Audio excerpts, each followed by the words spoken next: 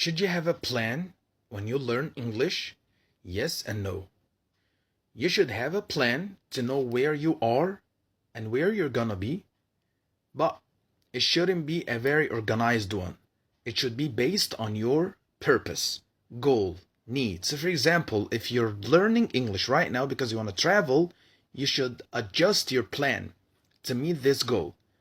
But if you ever change this goal, and for example, you say that I want to learn English now to apply for a new job, here you should change your plan to meet this new goal. فهمتوا الفكرة؟ يعني لازم يبقى عندك خطة، بس لو انت غيرت بناء على الهدف بتاعك، ولو انت غيرت الهدف بتاعك ان انت بدل ما هتتعلم انجليش عشان تسافر، لا انت هتتعلم انجليش علشان تحصل على وظيفة جديدة، يبقى تغير الخطة عشان تتماشى مع الهدف الجديد اللي انت بتتعلم انجليش علشانه. بس كده. سلام.